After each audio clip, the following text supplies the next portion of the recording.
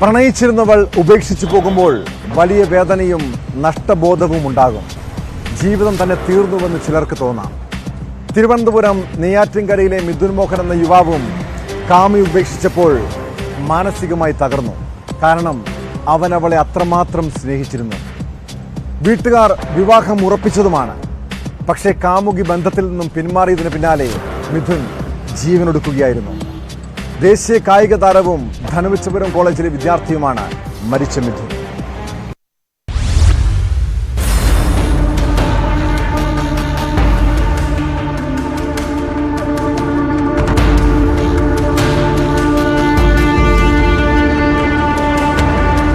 ഞാൻ പോയപ്പം അവൻ കരയുന്ന രംഗമാണ് ഞാൻ കണ്ടോണ്ടിരുന്നത്. അവളോട് തൊഴുത് പറയണം, എനിക്ക് നീ ഇല്ലാതെ പറ്റൂല, ഞാൻ ഇത്രയും ദിവസം 5 വർഷം കൊണ്ട് നിന്നെ പ്രണയിച്ചല്ലേ, നീ പെട്ടെന്ന് എന്നെ ഇങ്ങനെ മറക്കാൻ പറഞ്ഞു കഴിഞ്ഞാൽ ഞാൻ എങ്ങനെ മറക്കാൻ പറ്റും എന്നൊക്കെ അങ്ങോട്ട് പറഞ്ഞുകൊണ്ടിരിക്കും. അപ്പൊ നീ ഇല്ലാതെ എനിക്ക് ജീവിക്കാൻ പറ്റില്ല, എന്നാ നീ പോയി ചാവ് എന്ന നിസ്സാരമായിട്ട് അവൾ അങ്ങനെ പറഞ്ഞു.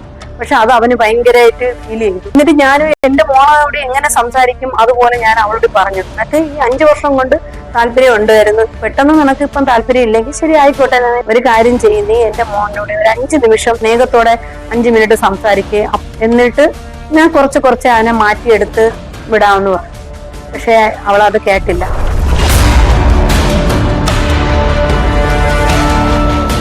അഞ്ച് വർഷം നീണ്ട പ്രണയം. വീട്ടുകാർ വിവാഹം പറഞ്ഞുറപ്പിക്കുകയും ചെയ്തു.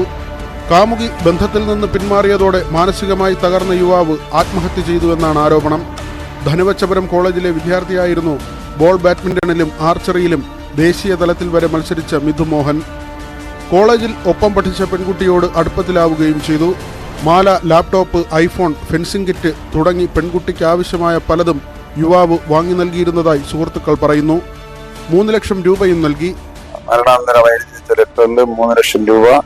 അവന്റെ കഴുത്തിൽ കിടന്ന ഒരു ചെയിന്, ഒരു 75 രൂപയ്ക്കുള്ള ഒരു ഐഫോണ്, ഞാൻ അവന് വാങ്ങി ഉപയോഗിക്കാൻ കൊടുത്ത ഒരു ലാപ്ടോപ്പ് എന്നിവ കൈക്കലാക്കി. വസ്ത്രങ്ങളും അതും ഇതും. അവള് കാര്യവട്ടം കോളേജിലാണ് പഠിക്കുന്നത്. അവള് പഠിച്ചിട്ട് അവിടെ ഇറങ്ങി നിന്നുകൊണ്ട് വിളിച്ചേട്ടാ എന്നെ വന്ന് കൊണ്ടുപോകുന്ന പറഞ്ഞാൽ ഇവിടുന്ന് കാറെടുത്തുണ്ടെങ്കിൽ കൂട്ടിക്കൊണ്ടുവരികയൊക്കെ ചെയ്യുമായിരുന്നു. പെട്ടെന്നൊരു സുപ്രഭാതത്തിൽ അവൾ വേറൊരു കമ്പനിയാവുകയും എന്റെ മോനെ മാനസികമായി തകർക്കുകയും ചെയ്തു. എന്റെ മോനെ നിരന്തരം പോയി ചാകട, പോയി മരിക്കട, അത് ചെയ്യട ഇത് ചെയ്യട എന്ന് പറഞ്ഞിട്ട് ഫോൺ വിളിക്കുമ്പോഴൊക്കെ പറയുമായിരുന്നു. ഉപരിപഠനത്തിനായി പോയ പെൺകുട്ടി അവിടെ മറ്റൊരു യുവാവുമായി അടുപ്പത്തിലാവുകയും മിഥുനുമായുള്ള ബന്ധത്തിൽ നിന്ന് പിന്മാറിയെന്നും പറയുന്നു. വിഷാദത്തിലേക്ക് വഴുതി വീണ യുവാവ് ഒടുവിൽ ആത്മഹത്യയിൽ അഭയം പ്രാപിച്ചു. ആത്മഹത്യാക്കുറിപ്പിന്റെയും മറ്റ് തെളിവുകളുടെയും അടിസ്ഥാനത്തിൽ കേസെടുക്കണമെന്നാവശ്യപ്പെട്ട് ബന്ധുക്കൾ നെയ്യാറ്റിൻകര പോലീസിൽ പരാതി നൽകി.